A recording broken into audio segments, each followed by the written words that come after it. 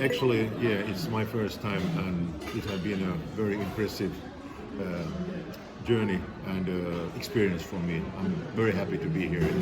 The culture, of course, is quite different from Occidental, our Western world. It's really completely a new world, and that's one of the reasons, of course, that it has been for me really splendid, excellent kind of new word to discover here. And the people all here, the way you behave, and so on, it has impressed me very, very deeply.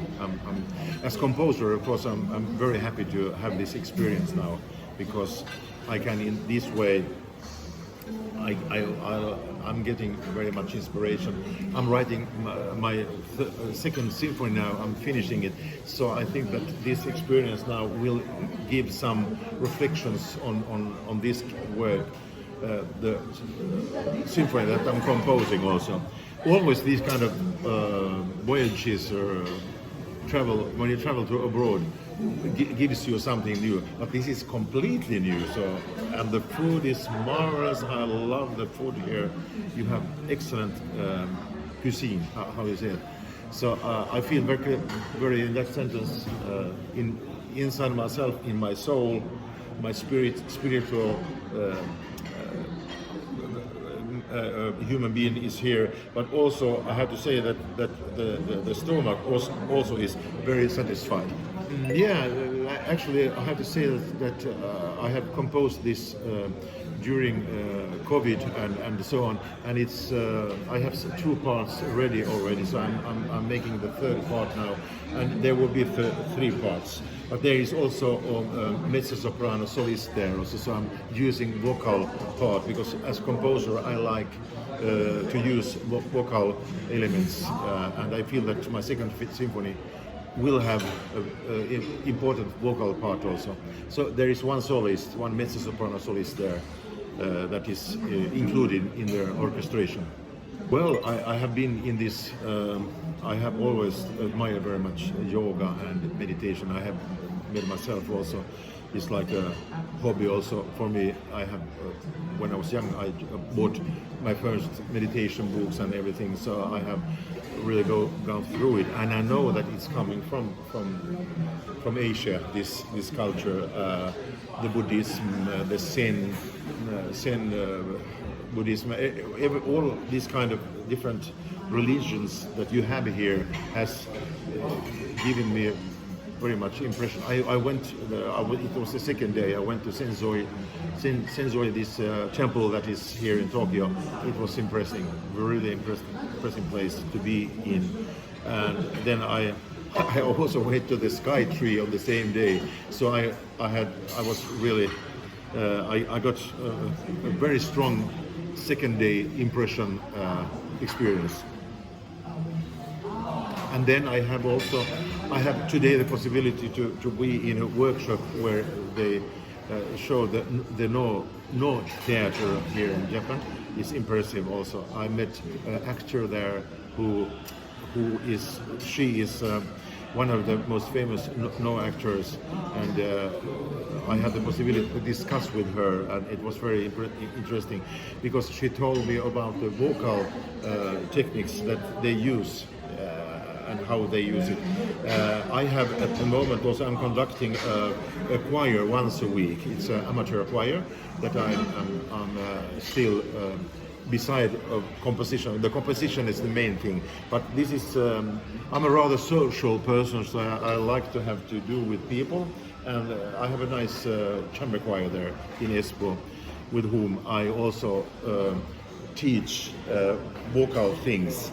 And now when I was here in the North Theatre today with you, it was fantastic to see the dancing. I had the possibility to dance and go on the scene, feel this kind of mask that you have here. There is only 2 small holes here, and excellent teachers we had there in the workshop. They show how we have to move, how we have to go, and all these kind of Zen feelings. I got it there because it was really impressive place to be. This scene is also 360 degrees. You can see around there, and there is also this pine trees that is reflecting God, and all this very simple decoration, but it gave very strong impression for me today. I had to say it was really something that I will remember forever. I have to say that something there is between Finnish people and Japanese people. We have something in common, I think. I don't know. I think that I'm feeling very, very well here. I feel very welcome here, and all the people in the street, if you ask somebody, they always answer very friendly. But in Finland, we have also rather nice people. I have to say it myself, but if you go there on the street in Helsinki, for example, and you ask somebody, they will help you also. They're this kind of human touch, human feeling that you are together, and we have to help each other, because I believe in this, that philosophical like a motto that the goodness keeps the world together, and I like to transmit positive energy through my compositions and my music, because I'm trying to find beauty from the chaos that we are living, all these wars and everything. It's so sad, of course, but I feel that like artist, I try to find this meditation and this connection to the goodness, and Buddhism and all this. They are speaking all the time about the goodness that is in the soul of everybody. So we have really to try to. I'm believing in that if we keep together all good people, the world will not be so bad. So the positive energy in each of us is very important, that we can give to each other. I speak 8 languages because I have lived in Sweden. From my parents moved to Sweden when I was 2 years, and then I came back to Finland with my parents when I was 17 years. I studied 8 years German there, and also Spanish actually. So when I met, I have studied in the Tchaikovsky Conservatory in Moscow. So I came back in 1986. It was the perestroika and Gorbachev. It was changing very much there at that time. But I came from there, and in comparison to what is today, it's horrible. Of course, I have got a really good education, because my teachers were really. The teacher who was teaching me orchestration, he was a pupil of Prokofiev, and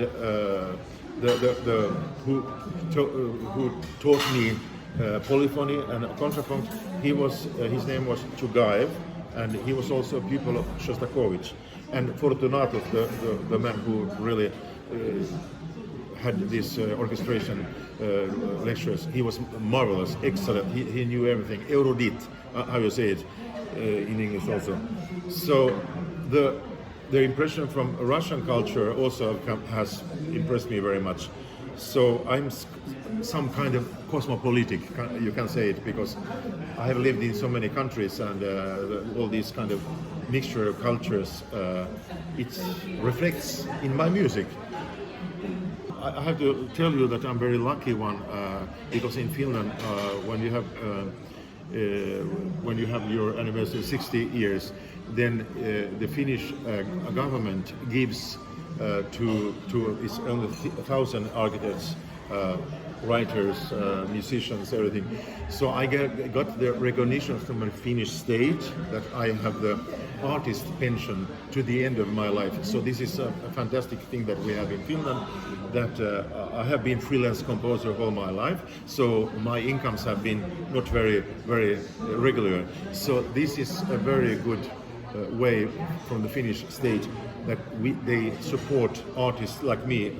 I have been also teaching in the Sibelius Academy for 17 years also, but I never took any post there, because I like to be a free composer, So I love also to teach. I have teach orchestration, I have teach composition theory, and all these kind of things. And also chamber music I have had, because my instrument, my main instrument is accordion. I studied in Moscow with Friedrich Lips, one of the most famous accordionists and pedagogues there, in Gnesin Institute. There I studied first accordion and also orchestral conducting, and I have made the diplomas in the both materials. And after that I applied for the Tchaikovsky Conservatoire, and there I had the possibility to study, then specialize in composition. 4 years I studied, and I made my final examination there with my first symphony,